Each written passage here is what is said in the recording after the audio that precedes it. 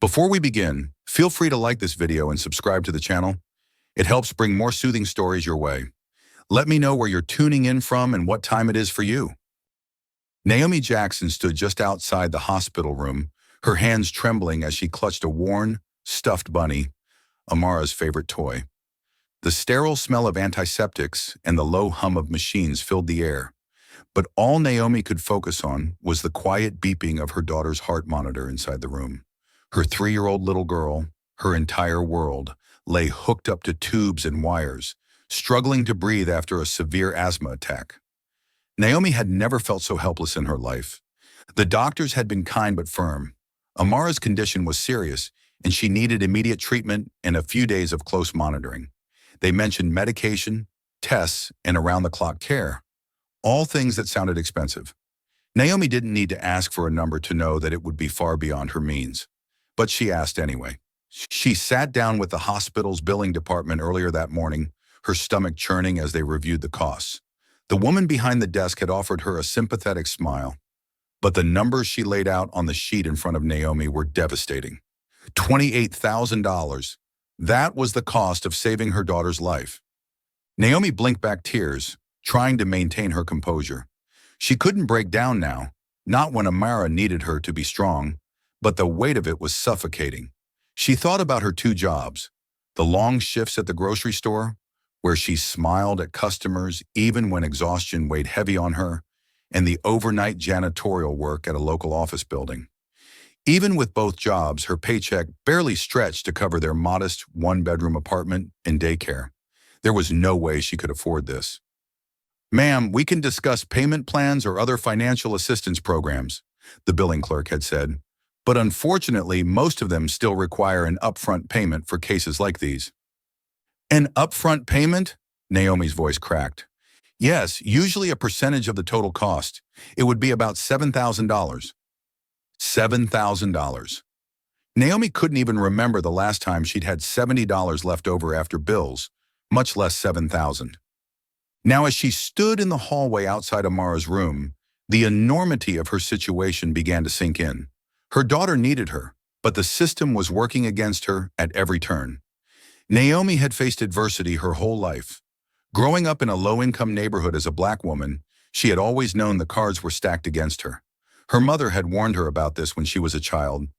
"You're going to have to work twice as hard to get half as much, baby." But Naomi had never imagined it would feel this impossible. She paced the hallway, clutching the bunny tighter. Nurses walked by, sparing her sympathetic glances. She hated those looks, the way people saw her as a charity case. She didn't want pity, she just wanted a fighting chance, something she felt she'd been denied her whole life. A voice broke her thoughts. "Naomi." She turned to see one of the nurses from the night before. The woman smiled warmly but hesitated, as if unsure how much to say. "I just wanted to let you know Amara's doing a little better. Her oxygen levels have stabilized for now, but we still need to keep her under observation." Naomi nodded, a faint glimmer of relief easing the tightness in her chest. "Thank you," she whispered, but the nurse's face softened further. "You'll want to speak to the billing office soon. I know it's a lot, but they can help you figure out next steps." Naomi's relief was short-lived. The mention of the bills brought her crashing back to reality. She nodded again, her voice too choked with emotion to reply. As the nurse walked away, Naomi leaned against the wall, her knees threatening to give out.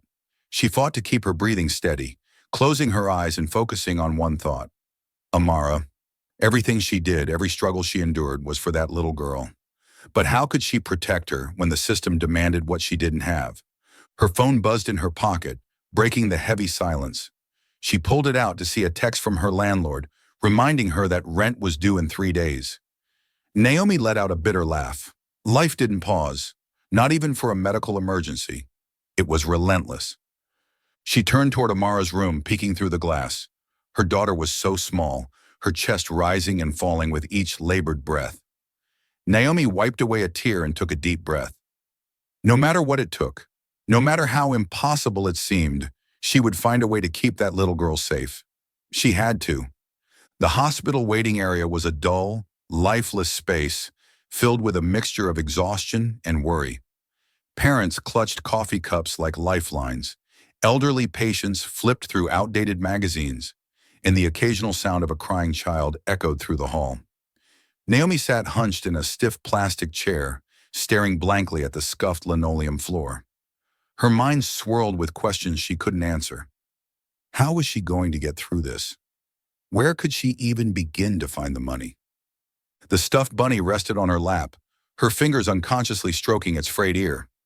It was a small comfort in an otherwise unbearable moment. Amara's laughter, her sweet voice calling, "Mama," felt so far away. Naomi didn't notice the man who had just walked into the waiting area. His unassuming appearance, jeans, a plain hoodie, and sneakers, didn't make him stand out. He looked like anyone else visiting a loved one. Elon Musk had arrived at the hospital to check on a friend recovering from surgery. He wasn't used to hospital waiting rooms, but the quiet hum of concern and fatigue in the air was something universal, something deeply human. He spotted Naomi a few chairs away, her shoulders tense, her face shadowed with worry. At first he thought to leave her alone. She seemed lost in her own world. But something about her struck him.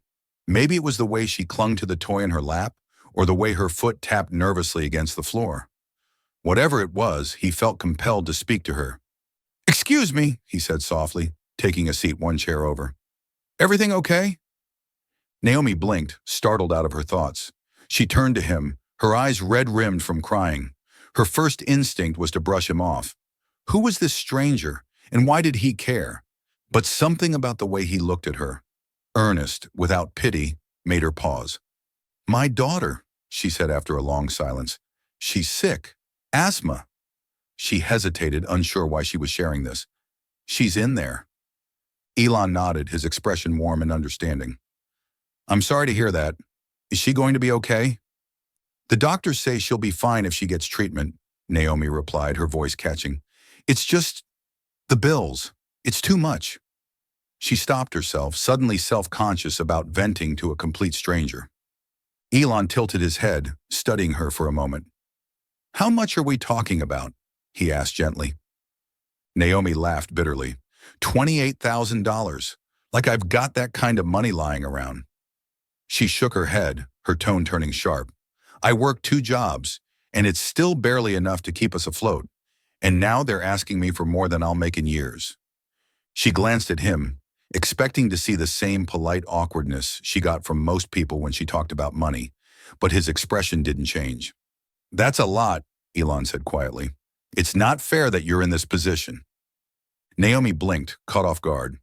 Most people either gave her meaningless platitudes or shifted the blame subtly, suggesting she hadn't saved enough or worked hard enough or made the right choices.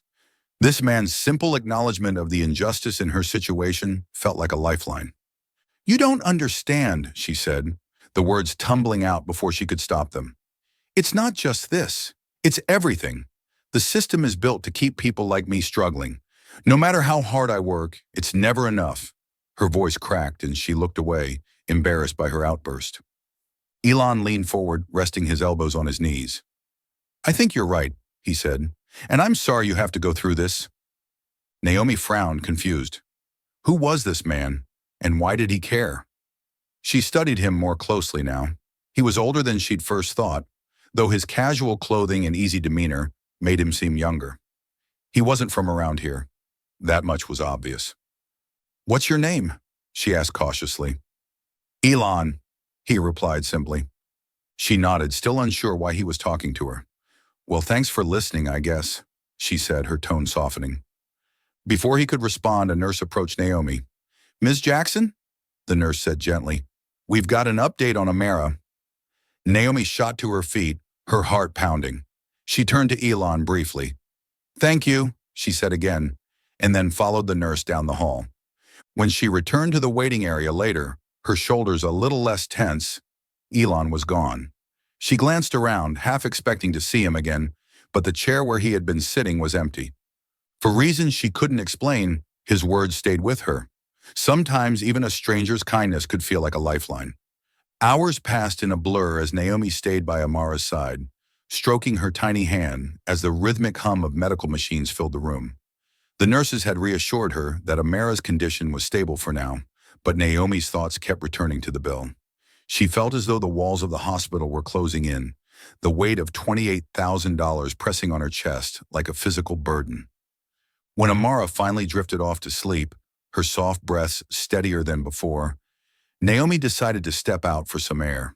The corridors were dimly lit, quiet except for the occasional squeak of nurses' shoes against the polished floor. Naomi found herself back in the waiting area, the place where she had met the stranger earlier. Elon, he'd said. She thought about his calm presence and the strange comfort his words had given her. She shook her head, dismissing the memory. Sinking into one of the plastic chairs, she pulled out her phone and started scrolling through a desperate list of ideas.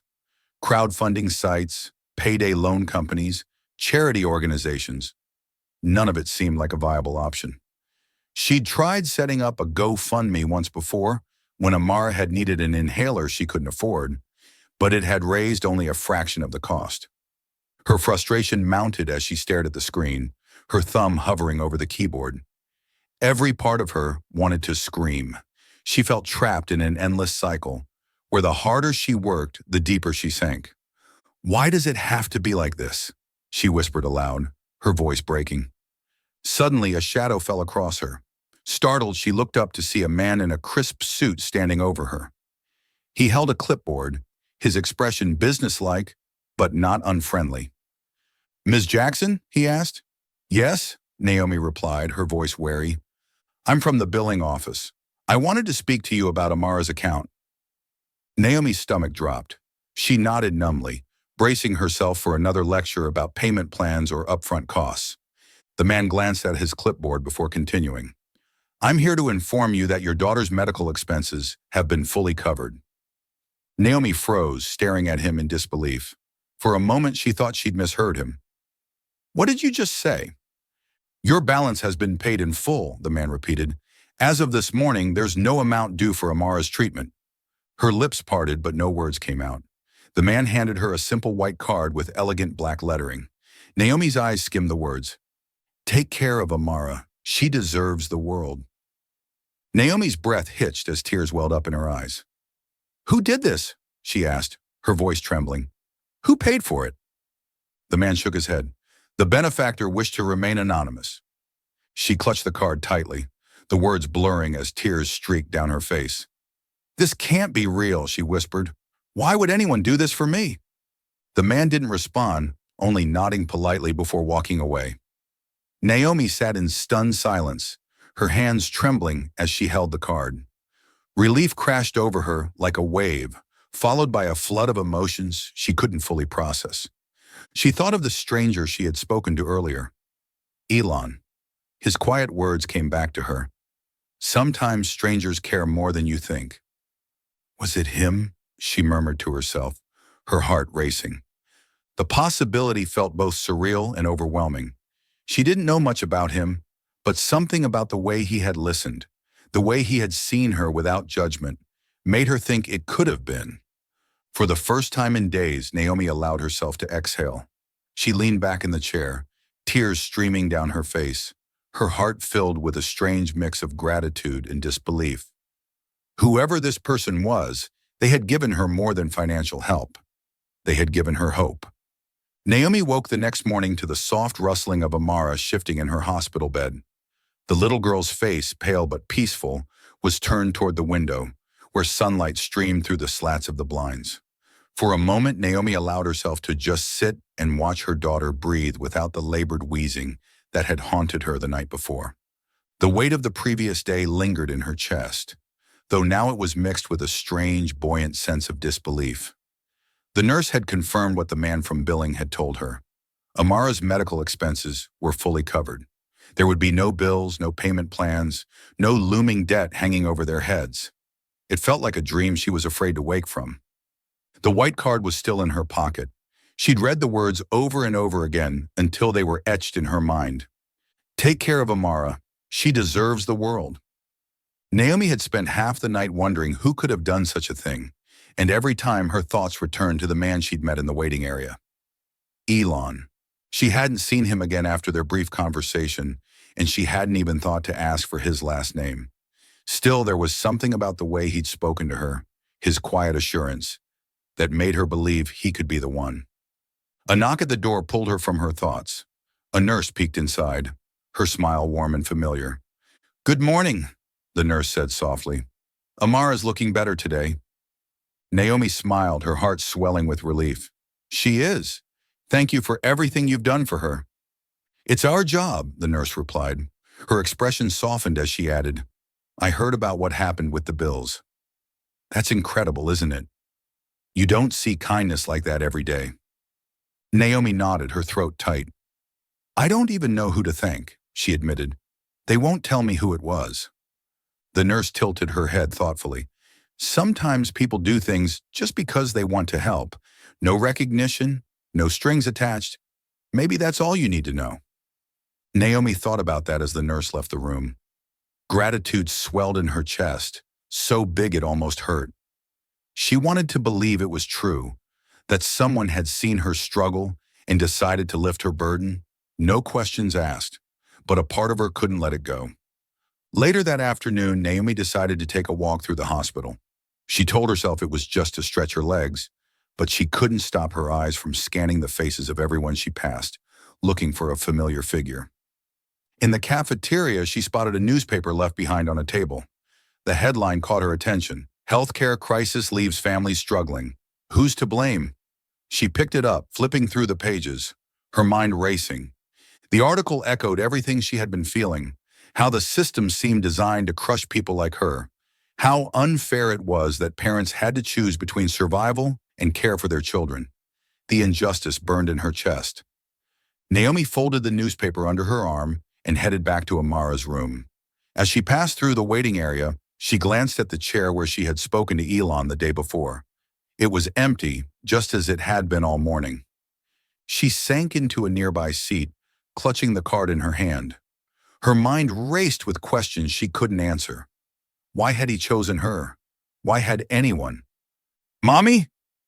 Naomi turned, startled to see Amara standing in the doorway of her hospital room, clutching her IV pole like a teddy bear. Her big brown eyes were wide with curiosity. "Baby, you're supposed to be resting," Naomi said, rushing over to scoop her up. Amara giggled, wrapping her small arms around her mother's neck. "I missed you," she said, her voice sleepy but playful. Naomi kissed her daughter's forehead, holding her close. "I missed you too, sweet girl." As she carried Amara back to bed, Naomi realized something. Whoever had paid for Amara's care, they hadn't just given her financial relief. They'd given her this moment, the chance to hold her daughter without the crushing fear of what came next. She tucked Amara into bed and sat beside her, the card still clutched in her hand. Gratitude filled her heart again, but now it was joined by something else: determination. Whoever this stranger was, they had done something extraordinary for her, and Naomi decided then and there that she wouldn't let it end with her. This kindness, this chance, she would find a way to pay it forward. For Amara, for herself, for all the parents still sitting in waiting rooms, praying for a miracle.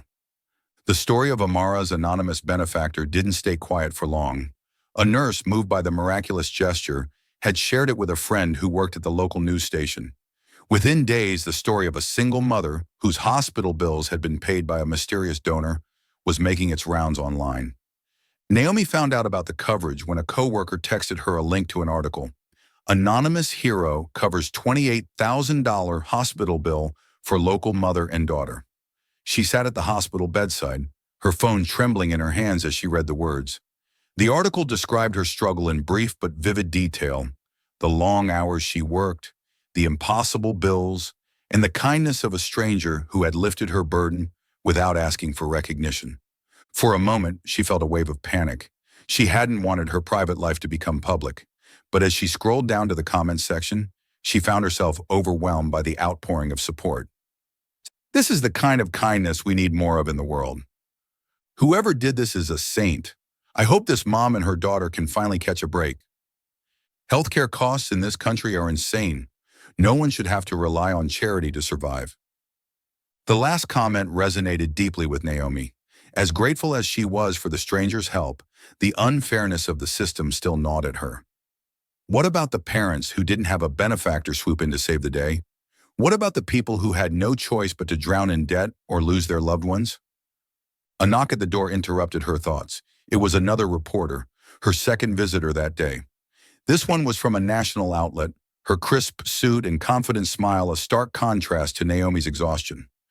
"Ms. Jackson," the reporter began, her voice warm but professional. "Thank you for agreeing to speak with us. Your story has touched so many people." Naomi nodded cautiously, still unsure about sharing more of her life with the world. But the reporter's next question shifted the focus. "What do you want people to take away from your experience?" Naomi sat back, thinking for a moment. "I want people to see what's wrong with the system," she said finally. "Don't get me wrong, I'm so grateful for what this person did for me and my daughter.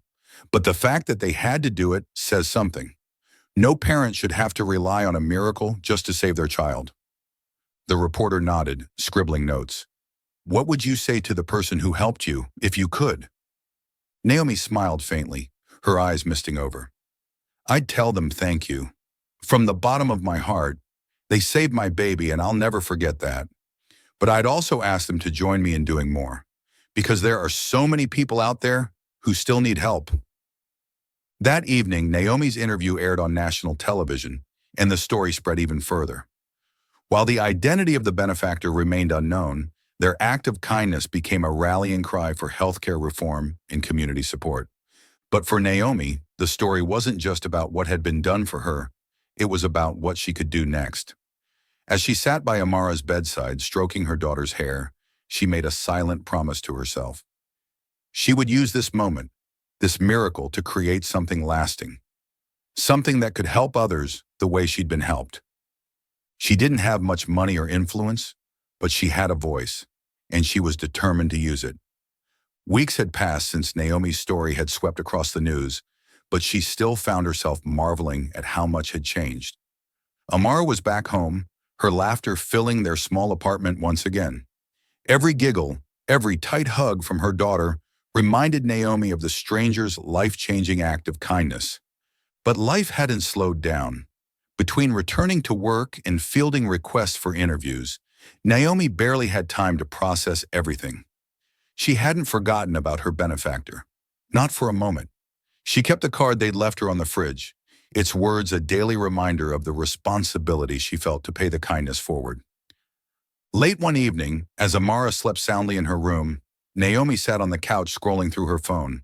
Another article about her story had popped up, this time speculating on who the mysterious donor might be. She didn't usually pay attention to these, but something in the headline made her pause. "Anonymous donor linked to high-profile philanthropist?" Curiosity pulled her in. The article didn't name anyone outright, but it included a single photograph of a man in the hospital waiting area, taken the same day Naomi had been there. Her heart stopped. It was him, the man from the waiting room, Elon. She stared at the photo, her mind racing. Could it really be him? She didn't know much about him, only that he'd been kind, attentive, and strangely empathetic. But now that she thought about it, there had been something familiar about his name, his quiet presence. She typed his name into a search engine, and the results flooded her screen. Elon Musk, CEO, billionaire, philanthropist. Naomi's breath caught in her throat. Her hands shook as she clicked on article after article. She couldn't believe it. The man who had sat with her in that waiting room, listening to her fears as though they mattered, was one of the richest people in the world. She remembered his simple words. "Sometimes strangers care more than you think." For a long moment, Naomi just sat there, her thoughts swirling. It all made sense now, the way he'd listened without judgment, the quiet understanding in his eyes. He'd never said a word about who he was. He hadn't wanted recognition or thanks. She took a deep breath and opened her social media account. Her hands trembled as she typed a short message. "To the kind stranger who changed my life, thank you. I know who you are now, and I'll never stop being grateful. I'd love for you to meet Amara again someday. You gave her a second chance at life, and I want to show you the difference you've made. Let's do something together to help more families like mine." She hesitated for a moment before hitting post. The response was immediate. Likes, shares, and comments poured in, people tagging Elon Musk and urging him to reply. Naomi felt her nerves fray as the hours stretched on with no response. But just as she was about to give up and go to bed, her phone buzzed with a notification. It was a private message. Naomi, thank you for your kind words. Amara is the hero of this story. I'd love to meet her again. Let's talk about what we can do to make sure no parent has to go through what you did. Tears welled in Naomi's eyes. She couldn't believe it. He'd read her message, and he cared. The next day, Naomi found herself preparing for a meeting she could never have imagined. She held Amara's hand tightly as they walked into a quiet private cafe, where a small group of people sat waiting. Among them was Elon, looking just as unassuming as he had in the waiting room. Naomi, he said, standing to greet her. His smile was genuine, his eyes warm. And this must be Amara. Naomi knelt to Amara's level. Sweetheart, this is the man who helped us, she said softly. Amara, shy but curious, offered a small wave. Thank you, she said, her voice barely above a whisper. Elon knelt as well, meeting Amara's gaze. You're very welcome, Amara, he said gently. You're a very special little girl. Naomi watched the interaction, her heart swelling with gratitude. But as she sat down with Elon, her determination came flooding back. I don't just want to thank you, she began. I want to work with you. What you did for me? It shouldn't have to be an act of charity. It should be normal. Parents shouldn't have to fight for their children's lives this way. Elon nodded, listening intently. I couldn't agree more, he said. Let's figure out how to change that. And so, what began as an act of kindness turned into the start of something far greater. Together, Naomi and Elon began to dream up ways to help families in crisis. Something that would ensure no one had to endure the fear and desperation Naomi had felt. It was the beginning of a partnership that would transform not just Naomi's life, but the lives of countless others. Naomi stood on the stage, clutching the microphone tightly in her hand as she looked out over the crowd gathered in the packed auditorium. The lights were warm, the hum of anticipation palpable, and at the center of it all was her story, a story that had become a symbol of hope and change for families like hers. She glanced to her left, where Elon Musk sat in the front row, his expression calm but encouraging. Amara sat beside him, swinging her legs cheerfully, her bright smile a beacon of the resilience and joy that had carried them through the darkest days. Good evening, Naomi began, her voice steady despite the weight of the moment. 2 months ago, I sat in a hospital waiting room, terrified for my daughter's life. I was drowning in fear, not just for her health, but for what would happen if I couldn't afford the care she needed. I thought I was alone in that fight, but I wasn't. A stranger stepped in and gave us a miracle. The audience murmured softly, their faces reflecting the emotional journey Naomi was taking them on. But what I've learned since that day, Naomi continued, her voice growing stronger, is that no parent should have to rely on a miracle. No child's life should hang in the balance because of an invoice. What happened to me isn't just my story. It's the story of millions of families across this country. And it's a story that needs to change. The crowd erupted into applause, a wave of support that gave Naomi the courage to push forward. Thanks to the generosity of one man, she said, turning to glance at Elon, my daughter got a second chance, but that kindness has become something so much bigger than just us. Today, I'm proud to announce the launch of the Amara's Hope Foundation, an organization dedicated to helping families access life-saving care without the crushing burden of medical debt. Behind her, a screen lit up with the foundation's logo, a bright, colorful image of 2 hands holding a heart. Through this foundation, Naomi continued, her voice filled with conviction, we'll provide financial assistance to families in need, advocate for systemic change in healthcare policies, and ensure that no one has to fight alone. This isn't just about paying bills. It's about creating a system where compassion and justice are the rule, not the exception. The applause grew louder, and Naomi's chest swelled with pride. She looked at Elon, whose small nod told her everything she needed to know. They were doing something that mattered. When the event concluded, Naomi and Elon stood together backstage, watching as attendees mingled and shared their own stories of struggle and triumph. Amara played nearby, her laughter ringing like music through the air. You were incredible up there, Elon said, his voice filled with genuine admiration. Naomi smiled, a tear slipping down her cheek. I couldn't have done any of this without you. Elon shook his head. You're wrong about that. I gave you a small push, but this, he gestured to the bustling crowd, the foundation's banner, the energy in the room. This is all you, your voice, your courage. Naomi looked down at the card she still carried in her pocket, the one with the words she had memorized long ago. Take care of Amara. She deserves the world. She does, Naomi said softly, and so does every other child. In the weeks that followed, the foundation grew rapidly. Donations poured in, partnerships formed, and families across the country began to benefit from the work Naomi and Elon had started. But for Naomi, the most meaningful moments were the ones spent sitting with parents like her, offering not just financial help, but the assurance that someone cared.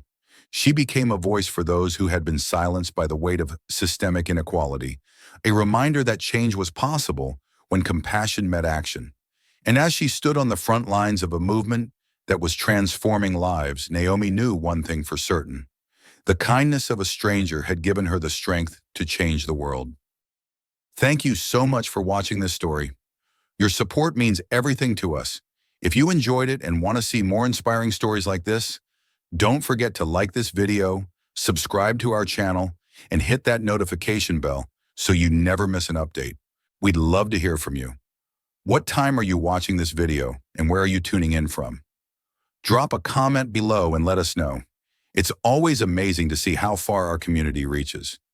And remember, every share, like, or comment helps us spread these powerful stories to more people. Thanks for being part of this journey, and we'll see you in the next one.